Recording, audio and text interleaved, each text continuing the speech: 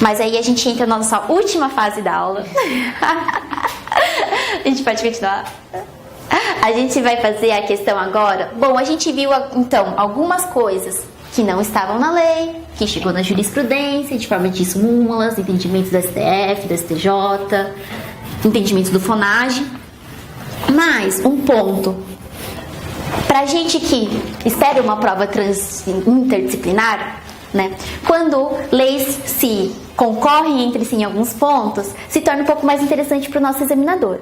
E foi nesse sentido, e apostando muito nesse tema para as nossas provas aqui, eu decidi e fiz uma escolha de trabalhar algumas leis especiais em que teve influência com a Lei 9.099 de 95, seja para afastar a incidência dela, seja para tentar mudar o conceito de infração de menor potencial ofensivo, seja para acrescentar alguma condição a mais para a concessão da transação penal ou da suspensão constitucional do processo. E aí, então, a gente pode abrir um tópico aqui, leis especiais. Agora a gente vai começar então a ver as influências e implicações entre eventuais leis especiais, penais especiais, e em relação à legislação da Lei 9.099 de 95, em que em momentos, leis especiais tentaram afastar a incidência da Lei 9.099 de 95, ora tentaram mudar de alguma forma o conceito de delito de infração de menor potencial ofensivo, ora colocaram alguma condição a mais para que seja possível a transação penal, e ora colocaram condições que afastaria a aplicação de um dos institutos despenalizadores. Nesse sentido, a gente vai então começar um título, Leis Especiais versus Lei 9.099. E não precisa entrar em desespero porque eu só escolhi 4, tá? Vamos começar com a mais famosa, né? Qual que é a que a gente sempre pensa, afasta-se a aplicação da Lei 9.099 de 95? A Lei Maria da Penha. Então vamos colocar aqui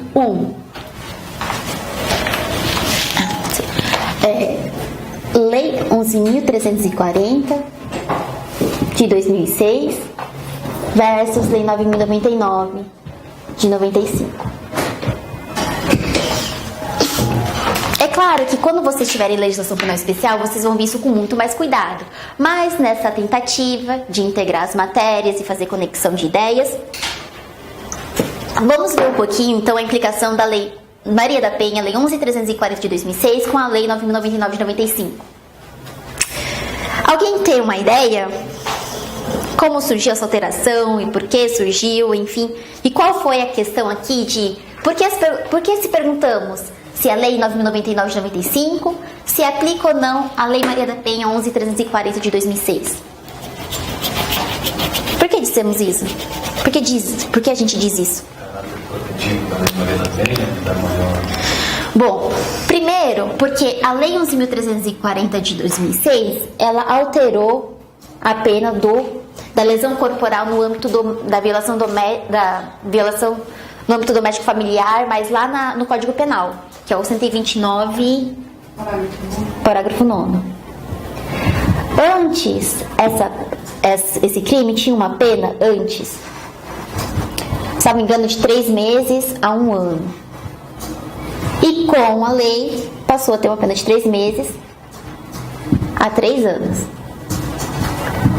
Conclusão número 1. Deixou de ser delito de menor potencial ofensivo. Esse aqui previsto pelo Código Penal. Certo? E a gente tem uma súmula, que é a súmula 536 do STJ, que diz que transação penal e suspensão condicional do processo não se aplica a Lei Maria da Penha, delitos sujeitos ao rito da Maria da Penha. A delitos sujeitos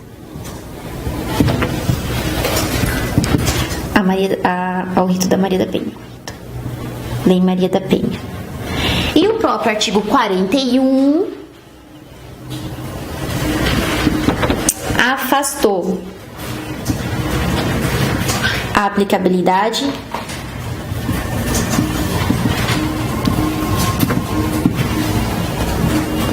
da 9.099.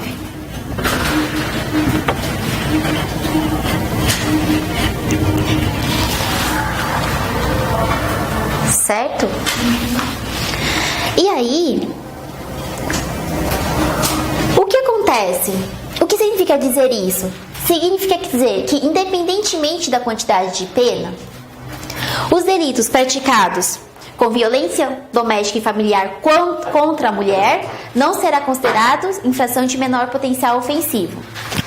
Certo? E mais do que isso, a gente poderia se perguntar, por que isso, né? Gente, porque antes da Lei 9.099, de 95, nós não tínhamos Lei Maria da Penha. Antes de 2006, a gente não tinha Lei Maria da Penha. E a gente tinha a Lei 9.099 de 95. E antes a gente tinha uma pena de 3 meses a 1 ano. Então, quando havia, por exemplo, lesão corporal contra a mulher no âmbito familiar, era competência do GCRIM, sim ou não? Sim. E aí, alguns juízes, alguns promotores muito sensíveis à causa, quando da transação penal, eles ofereciam, por exemplo, eles colocavam como condição de cumprimento de transação penal, enfim, a medida, né, era... Eu vou até beber uma água agora, porque vocês vão ver como é complicada a situação. Era, por exemplo, o ex-companheiro ou marido dar um ramalhete de flores e estava tudo ok. Então, assim, enfim, a gente sabe que isso não preciso nem comentar, né? Dispensa comentários. Mas fez com que, né, surgisse a Lei Maria da Penha, trouxesse uma proteção mais efetiva, ou pelo menos essa tentativa à mulher. E aí, portanto, foi uma das razões dessa falta de, enfim, né, pessoal? No âmbito da aplicação, no conteúdo dessas medidas oferecidas, nesses casos específicos, a exemplo desse que eu dei para vocês, é que a Lei Maria da Penha vedou a aplicabilidade de 9.099 de 95.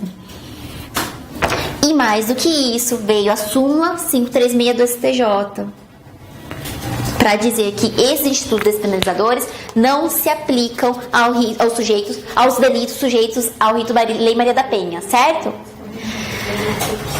Mas aqui, e uma coisa que chegou muito interessante foi que chegou ao STF, e que vocês vão ver com muito cuidado quando estudarem a Lei Maria da Penha, essa alteração aqui, trazida pelo artigo 41 da Lei 11.340 de 2006,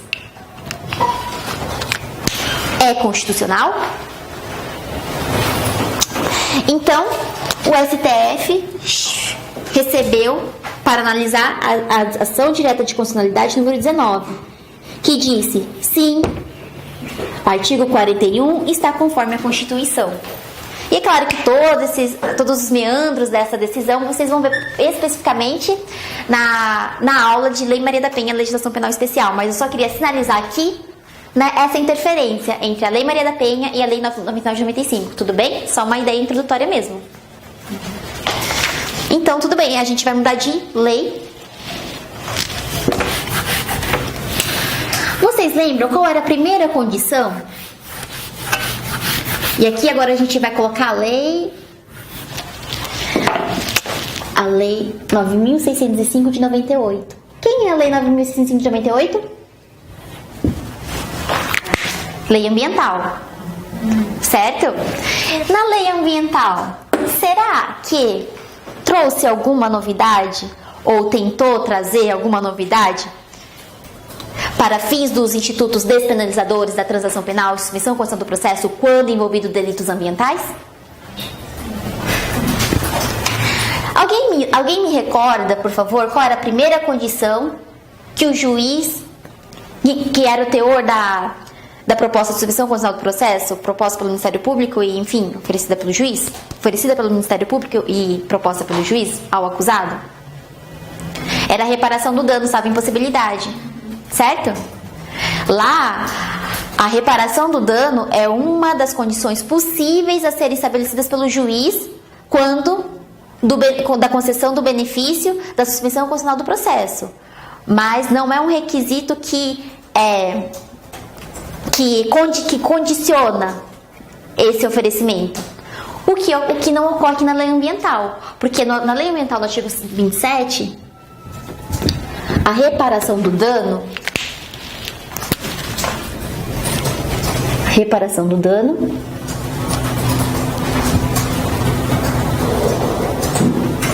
é condição. Mas é condição para quê? Para concessão. E lá é uma mera concessão da transação penal. Então, a reparação, no caso, dano ambiental, né? A gente está nos crimes ambientais. Então, o artigo 27 da lei ambiental trouxe esta restrição. Só pode aplicar a transação penal se previamente reparação do dano ambiental. Então, aqui a reparação ambiental não é um conteúdo de uma das condições que o juiz pode estabelecer. Na verdade, aqui a reparação do dano é o quê? É a condição para que possa ser oferecida a transação penal ao sujeito. Certo? Essa distinção, diferença? E no caso da suspensão condicional do processo, que é no artigo 28 da lei ambiental, qual foi a novidade?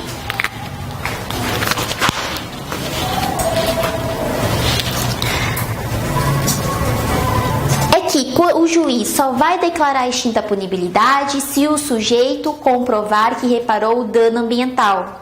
E essa comprovação se dá através de laudo, certo? Laudo ambiental. E aí, a questão é, claro, ressalvada a impossibilidade de reparar, porque alguns danos são irreversíveis, etc. Mas tudo bem. E aí, na hipótese de o laudo apresentar que ainda o dano ambiental não foi reparado, o que é possível aqui? Prorrogar o período de suspensão condicional do processo. Se o juiz estabeleceu de 2 a 4, ou se de 2 a 4 estabeleceu 2, ele pode prorrogar para 3, para que seja feita essa reparação ambiental. Agora, se ele já tinha colocado 4, o artigo 28 permite a prorrogação por mais um ano, em relação ao previsto no artigo 89 da Lei 9.099 de 95. Certo? Esse é o limite. E se no final de tudo isso ocorreu a prorrogação ao máximo que poderia ocorrer? No nosso caso, 5 anos, né? De 2 a 4, mais um especial prevista no artigo 28. E não houver sido reparado o dano. Como analisar isso em relação à extinção da punibilidade do sujeito? Na segunda regra, salvo possibilidade de fazer? Sim, mas nesse caso, a extinção da punibilidade, quando não reparado o dano, vai estar condicionada à comprovação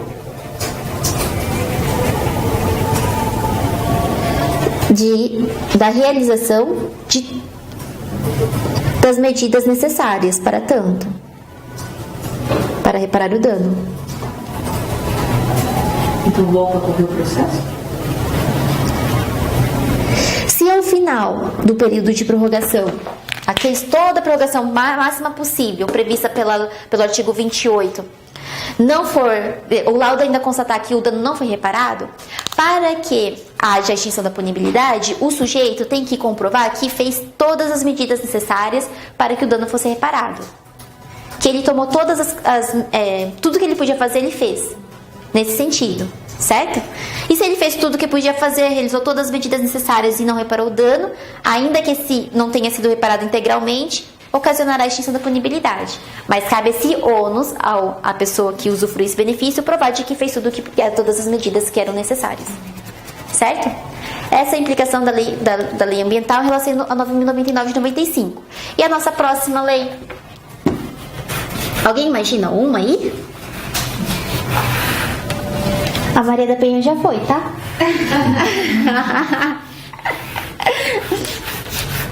A nossa lei 10.741 de 2003. Quem é essa lei?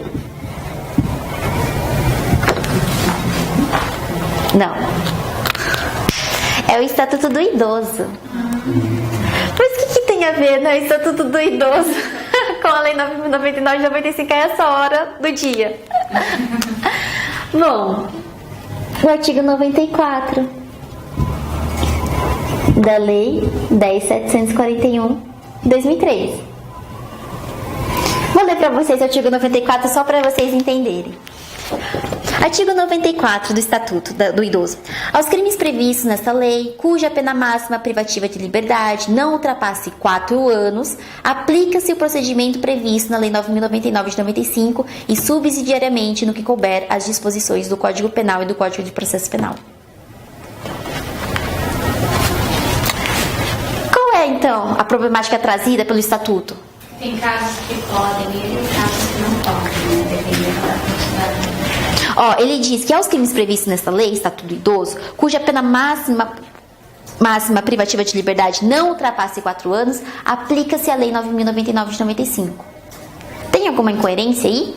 4 anos, não? Por quê? Número 2. Porque qual é o conceito trazido pela Lei 9.099? Crime de menor potencial. Que a Lei 9.099 vai incidir sobre crimes infração de menor potencial ofensivo, que é caracterizado por uma pena igual ou menor que 2 anos, certo? E aqui o Estatuto diz 4 anos. E qual que foi o problema disso?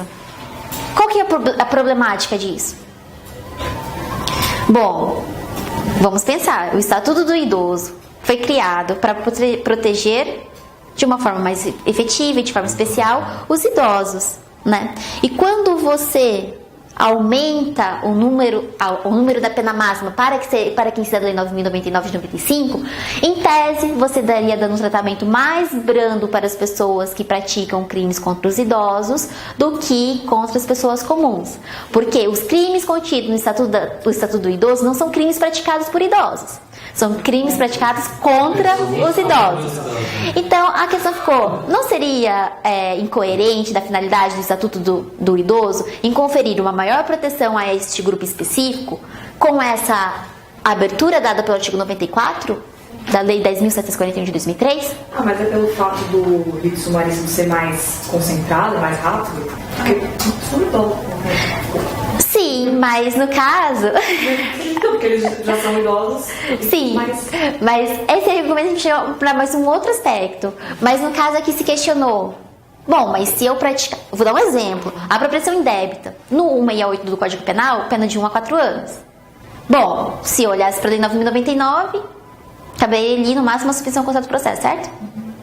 Agora, a gente tem um tipo específico, que eu acho que é o 102 do Estatuto do Idoso, que diz apropriar-se de bens, proveitos e tal, de idosos, de pessoa idosa, etc., pena de 1 a 4 anos.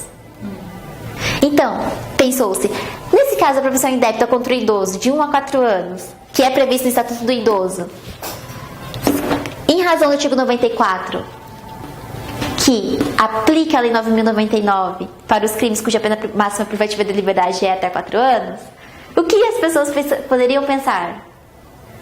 Que eu poderia ser beneficiado, por exemplo, de transação penal. Enfim, cuja pena, até a pena máxima você diz que aplica 9.099. E aí foi essa discussão que se deparou. Inclusive, a gente deu a polêmica porque, enfim, o porquê que houve essa congruência. E ela foi objeto de uma ADI, que é a ADI 3096 do DF, que gerou o informativo 591 em 2010, com relatoria da Carmen Lúcia, isso mesmo.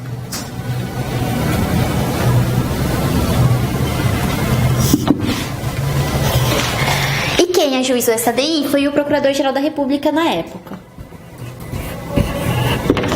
O que o PGR alegou? Inconstitucionalidade do artigo 94.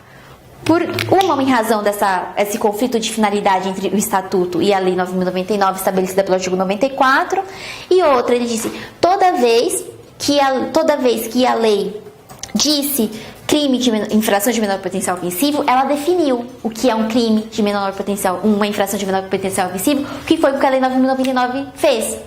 E quando não definiu o que é crime de menor potencial ofensivo, o legislador, quando quis aplicar a transação penal, quando quis aplicar a suspensão constitucional do processo, o fez de forma expressa.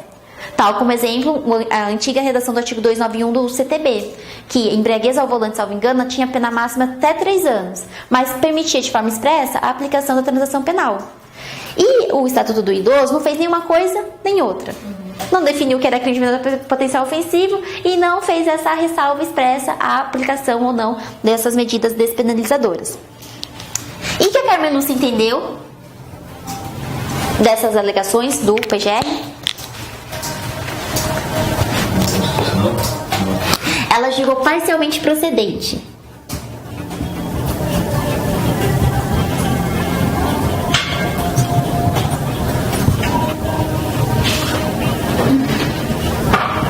Parcialmente procedente e julgou conforme uma interpretação conforme a Constituição.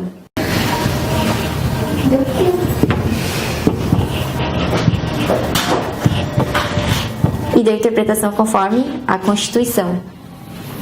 Ela disse, bom, esse artigo 94, ele não é inconstitucional como um todo, mas nós precisamos interpretá-lo conforme a Constituição. E como seria interpretar esse artigo conforme a Constituição? O que vocês imaginam?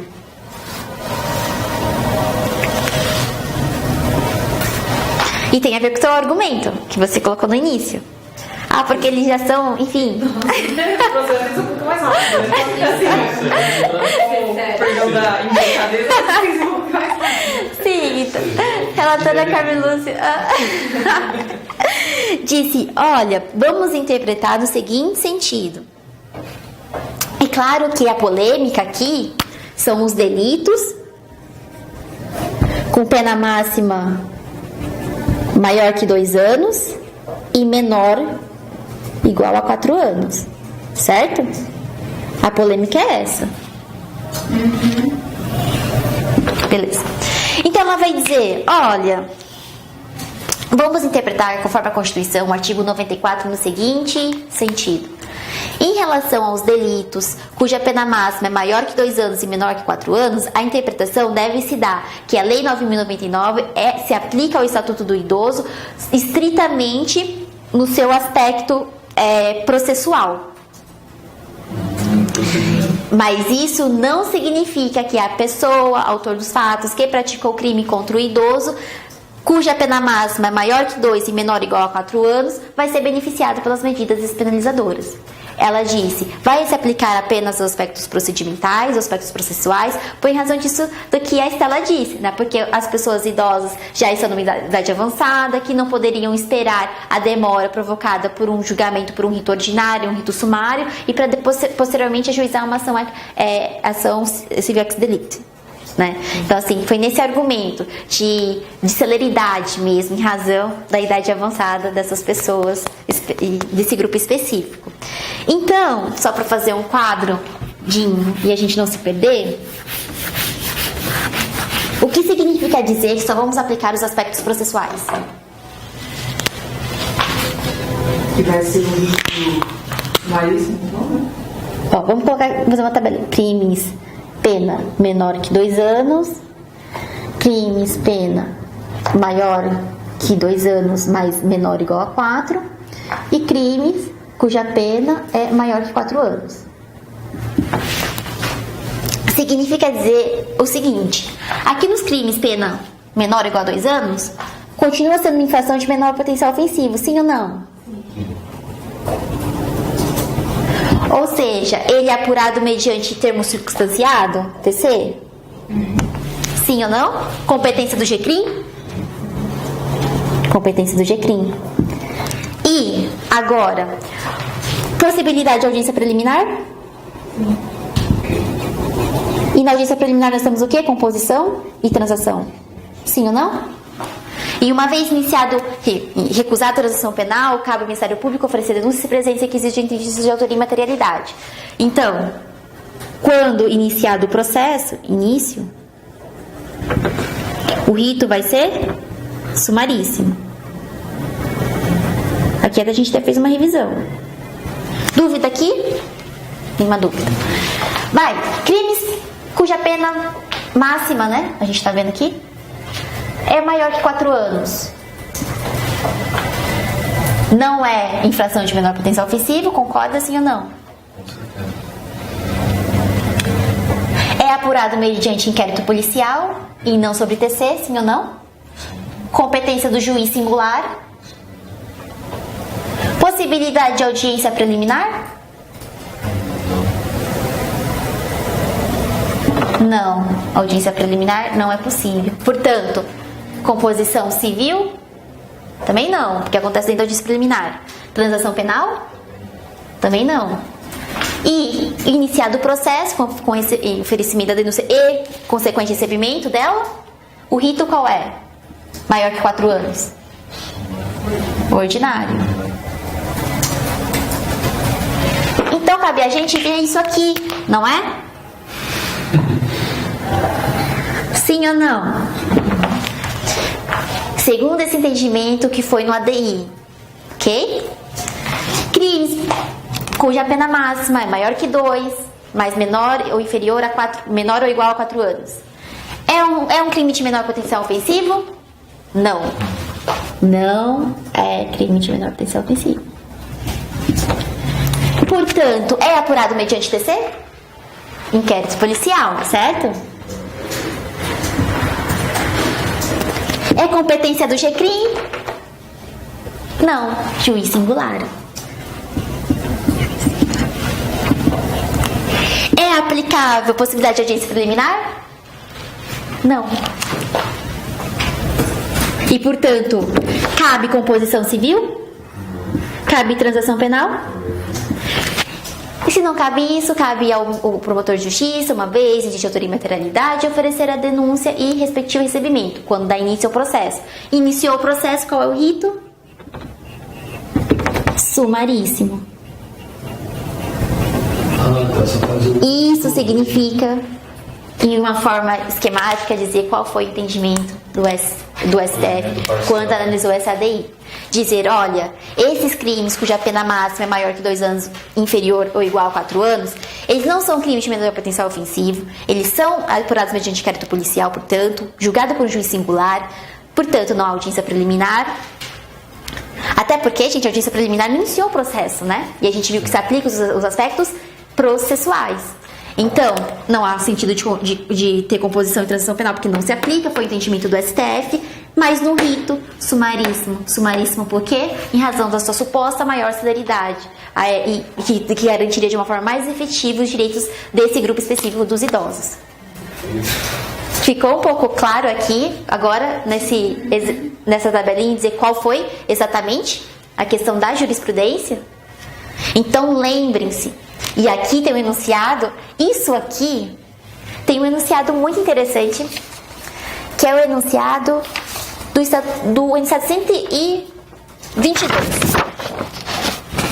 Porque muito se discutiu, ainda que for crime de menor potencial ofensivo, se discutiu há um tempo, cabe ao GCRIM, aqui a gente fez uma tabelinha, né? Mas o enunciado 122 do FUNAGE diz o que é o 122? O processamento de medidas despenalizadoras previstas no artigo 94 da Lei 10.741 de 2003, relativamente aos crimes cuja pena máxima não supere a 2 anos, compete ao Juizado Especial Criminal. Nesse caso de 2 a 4 não é do Juizado Especial Criminal. Não, ó, sim.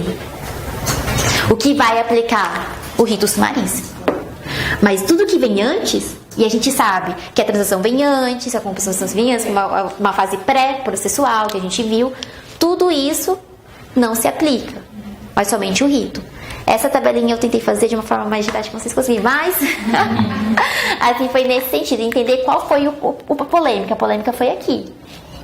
E o conteúdo da decisão da ADIM pelo STF significa isso, certo? Então, esses aqui não vão ser considerados crimes de menor potencial ofensivo. Então, o que significa dizer que o artigo 94, que a gente colocou aqui, do Estatuto do Idoso, não alterou o conceito de infração de menor potencial ofensivo. Certo? Que muito se discutiu.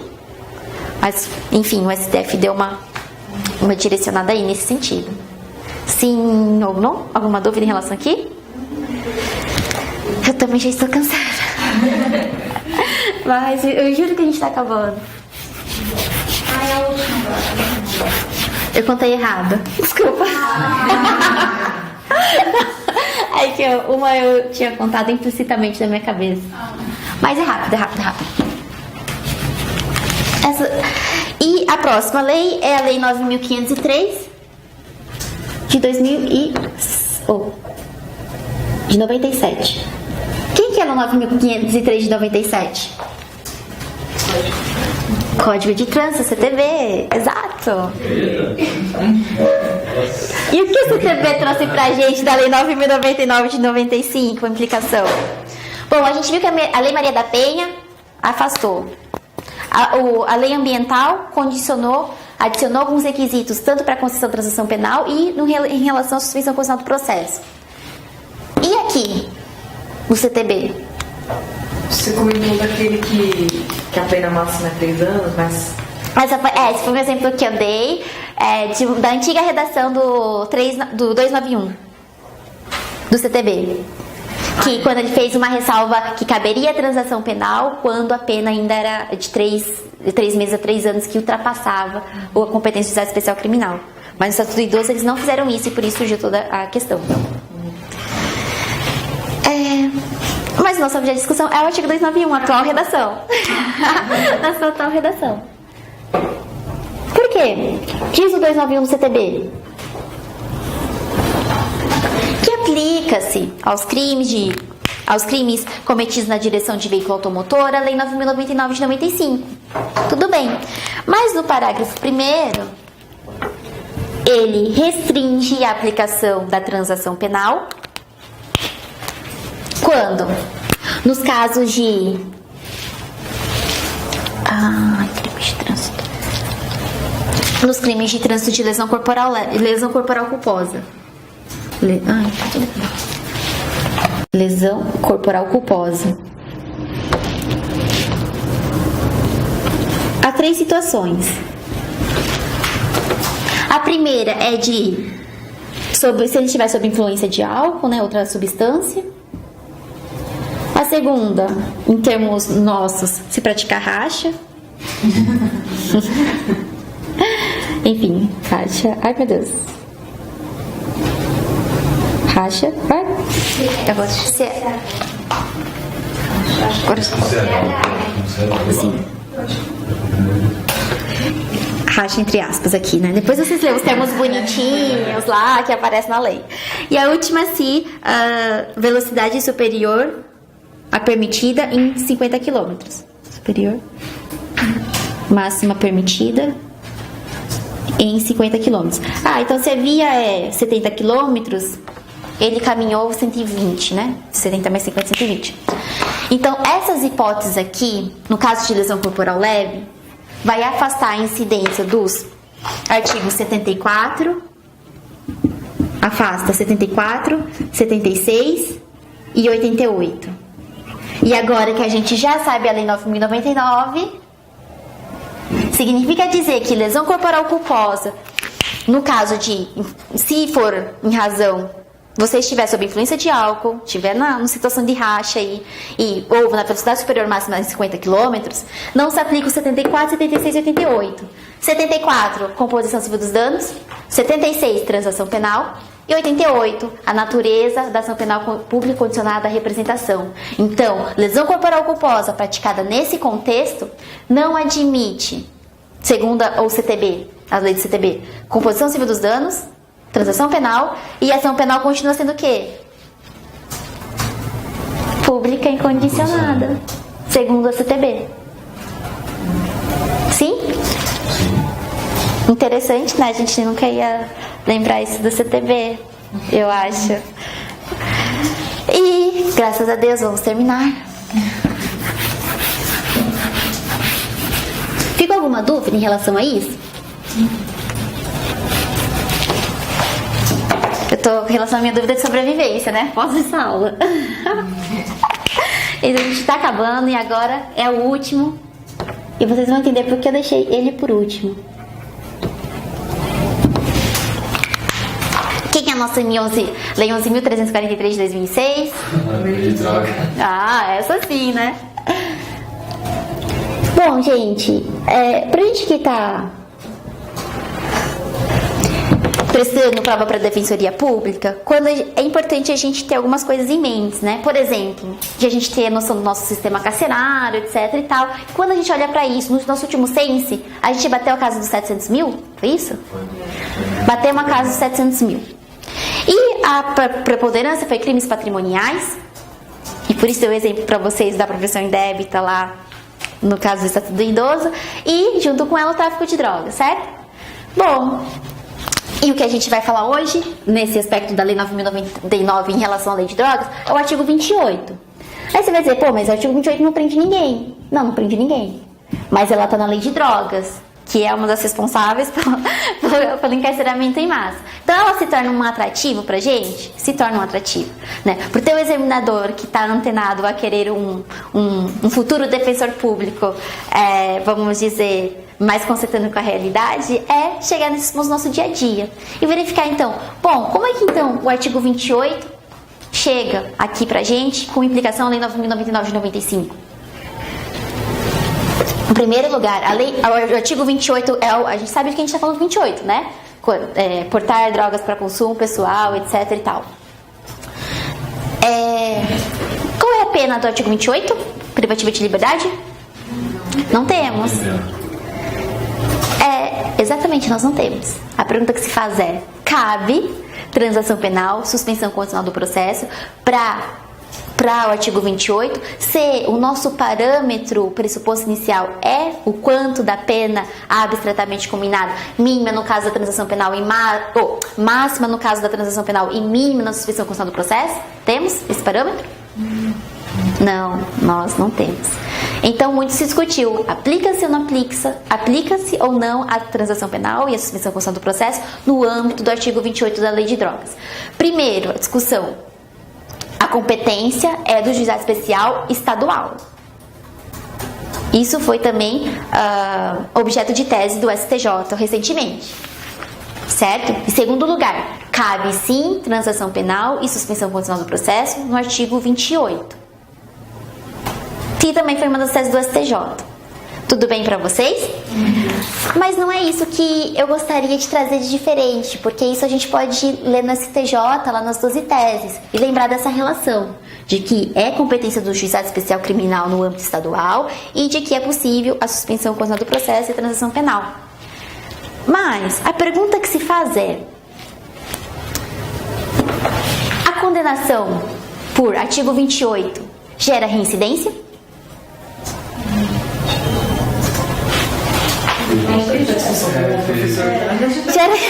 Gera reincidência ou antecedentes criminais? Eu acho que sim. Porque na verdade ele comentou que era despenalizador, ou melhor, descarcerizador, não despenalizador. Hoje vocês dizem, precisamos de mais fonagem. Em atendimento expedido. Queria finalizar o que o FONAGE vem entendendo sobre isso, e é muito interessante, porque o enunciado 126 do FONAGE diz que a condenação pelo artigo 28 da Lei de Drogas não gera reincidência, registro de reincidência ou antecedentes.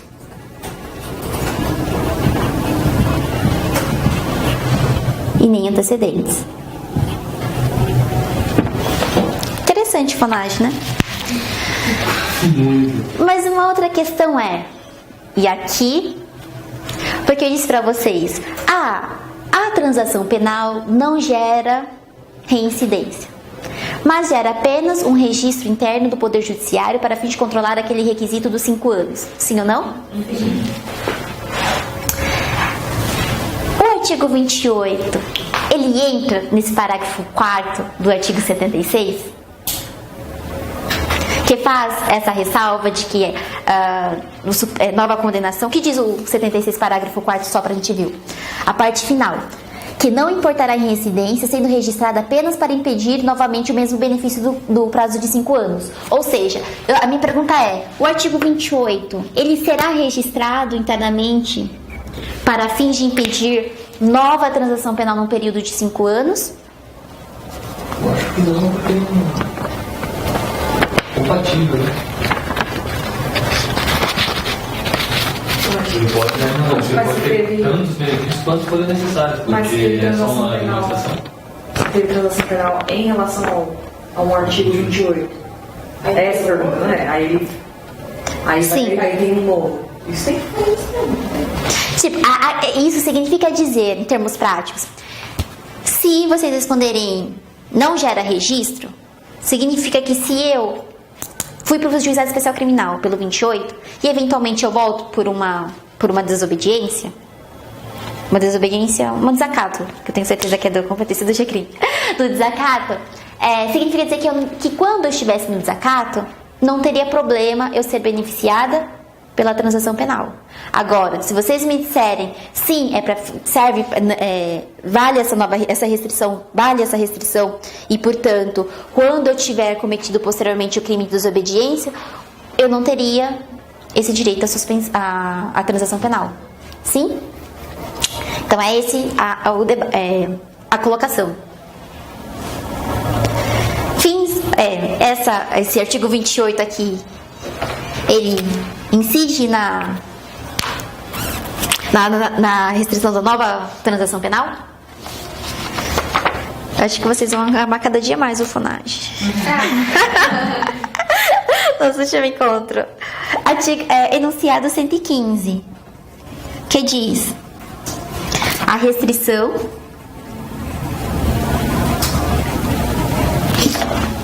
de nova transação penal do artigo 76, parágrafo 4º da Lei 9.099 não se aplica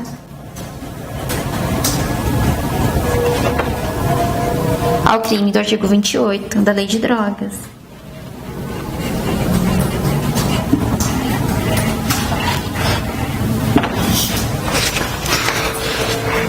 E agora a situação contrária.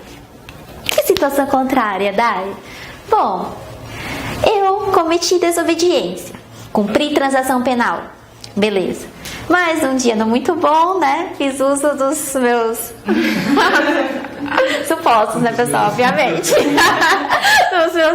das minhas substâncias entorpecentes. E fui, né, abordada por policial e tudo mais, que lavrou o TC de 28. E assim, a pergunta que é: ou podemos imaginar outro caso, eu fui condenada por desobediência, por desacato no juizado e depois fiz uso das minhas substâncias especiais, ditas entorpecentes, ilícitas, formalmente ilícitas, né? Socialmente talvez adequados para alguns grupos. Mas o fato é, se eu fui condenada por desacato anteriormente, ou cumpri transação penal pelo desacato, tanto faz, uma coisa ou outra, e posteriormente eu venho incidir ao 28, essa minha reincidência, essa minha condenação anterior, ou meu cumprimento de transação anterior, impede uma transação penal para o meu 28 agora? Eu acho que não, se a restrição não se aplica, né, independentemente de ser anterior. Mas são coisas diferentes, né? Porque nesse caso, se eu cumprir a transação penal... Não, esse daqui, do 100 e 115, não é uma restrição para os próximos que eu irei vir parar no juizado especial criminal. Né? E aqui a gente fez a situação inversa, né? Primeiro eu pratiquei o que eu não devia e depois vim para o 28. Nessa situação eu pratiquei o 28 e depois fiz algo que também foi de competência do juizado especial criminal. E a gente viu que não impede a concessão, não entra nessa restrição de nova concessão da transação penal, segundo o FONAG, uma orientação. Agora a situação é diferente. Eu pratiquei algo que eu não deveria, em tese, né? Ou fui condenada por um delito de competência do juizado especial criminal e posteriormente eu vim a fazer uso das minhas substâncias ilícitas, formalmente ilícitas. Essa minha reincidência, entende? Então, essa minha reincidência anterior, ou o meu cumprimento de transação anterior, que não foi superior a 5 anos, impede a transação penal para o 28?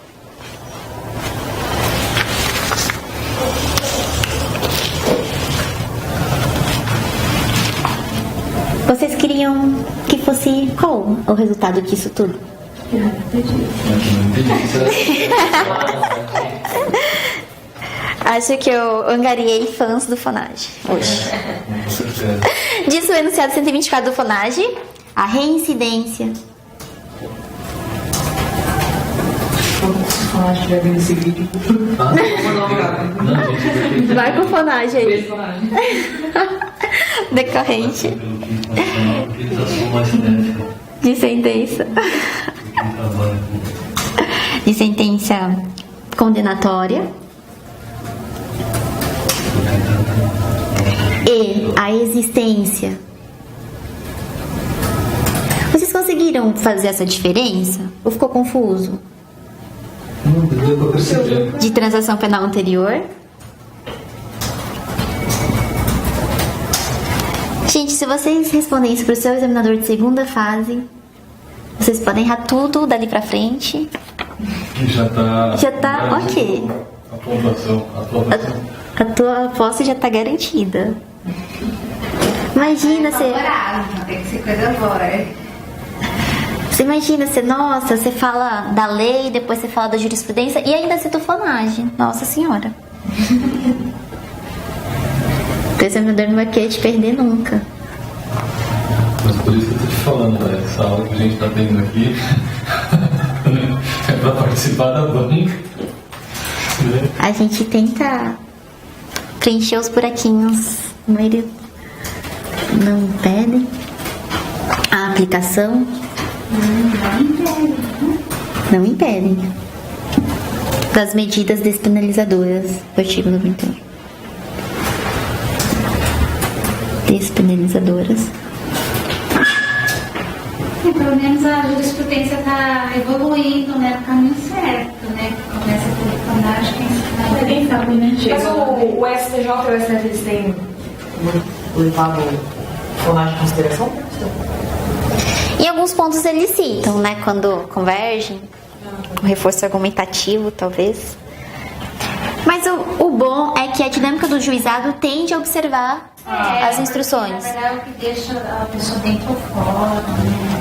Então, gente, olha o que diz o enunciado 124 do FONAGE. A reincidência decorrente de sentença condenatória e existência de transação penal anterior, ainda que por crime de outra natureza ou contravenção, que foi nosso exemplo, que foi a desacato, não impedem a aplicação das medidas despenalizadoras do artigo 28 da Lei de Drogas em sede de transação penal.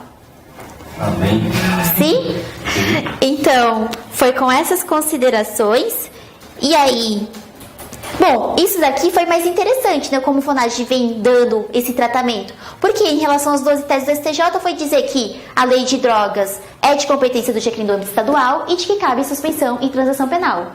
Então são formativas muito simples. Mas se a gente pensar, poxa, mas como que isso influencia se é antes ou depois, em razão de toda a problemática, por quê? Porque o artigo 28 não prevê pena privativa de liberdade, prevê como sanções medidas de caráter educativas. Então, como lidar com o artigo 28 e a Lei 9.099 de 95? Então, quis trazer para vocês como o STJ vem entendendo o problema que surgiu em razão disso, que foi a falta de previsão de pena privativa de liberdade, e como que o FONAGE, de uma certa forma, está lidando com essa situação. Certo? Vocês têm alguma dúvida em relação aqui? Bom, eu acho que, de alguma forma, a gente conseguiu fechar... Ah, faltou um, mas é só uma afirmativa, tá? Só não posso falar isso. Que outro lugar que não se aplica a Lei 9.099 de 95 é no âmbito da justiça militar. Ah, tá. Lei das trans. E isso está no artigo 90A, não. 9.099. Para o âmbito da justiça militar, artigo 90A dessa lei, e que foi considerada constitucional pelo STJ nas últimas 12 teses publicadas. Então, pra gente sintetizar, a Lei Maria da Penha e o âmbito da justiça militar afastam a aplicação da Lei 9.099 de 95. Qual foi a próxima vez que a gente viu? Foi delitos ambientais. Na lei ambiental, na transação penal, é necessário que você repare o dano como condição de ser beneficiado pela transação penal. Em relação à suspensão constitucional do processo no âmbito das leis ambientais, você tem uma possibilidade de prorrogação maior e um requisito de que seja reparado o dano e que no final da prorrogação, se você não conseguir reparar o dano, cabe a você provar que tomou todas as medidas necessárias para que tenha sua pena extinta, né? Extinção da sua punibilidade. No CTB, a gente tem em relação à lesão corporal culposa, que é sob influência de álcool, sobre racha e sobre velocidade maior do que a máxima permitida a 50 km. Ela não aplica o 74, que é a composição civil dos danos, não aplica 76, que é a transação penal, não aplica o artigo 88, que diz a natureza jurídica da ação penal de ação penal pública condicionada à representação. Portanto, continua sendo ação penal pública incondicionada. E em relação à Lei 11.343 de 2006, que em razão da natureza peculiar do delito do artigo 28 não prevê pena privativa de liberdade, muito se discutiu se aplicava ou não os institutos despenalizadores da Lei 9.099, que a gente viu que o STJ, em sede de tese, disse que sim, aplica, e em sede de FONAGE a gente deu um pouco mais de atenção a alguns aspectos específicos que podem não nos ajudar, se não for objeto de prova, mas nos dá ideia de como a gente vai lidar com isso na prática, né, que também é muito importante. E chegamos ao final. Depois de não sei quanto tempo de aula, mas aproveitando que esse é o nosso último encontro aqui, né? Quero agradecer muito a oportunidade de vocês terem me acolhido nesse projeto. Espero que de alguma forma, ainda de forma muito, muito, muito singela, tenha contribuído com vocês. Né? Como disse, o processo penal para mim é uma zona fora do meu conforto, digamos assim, né? Mas foi um desafio e conhecer vocês de uma forma muito mais próxima foi um presente que vocês me deram por terem me recebido aqui. Espero que vocês continuem seguindo, né? Porque todos que chegaram como continuaram, né? E embora as nossas aulas terminem aqui pro módulo que está se encerrando agora, eu sigo à disposição de vocês, né, nos bastidores do cursinho, podem tirar dúvidas, etc. Eu também posso ter dúvidas com vocês, porque não me sinto aqui como uma professora, mas uma mera colaboradora de compartilhamento de experiências, tudo bem? Então eu quero agradecer muitíssimo vocês. E é isso, boa prova pra vocês. E fica aí, procedimentos, ação penal, equipamento de inquérito policial, Lei 9.099, erro zero, tá, pessoal? E eu espero isso. Muito obrigada por tudo. E é isso.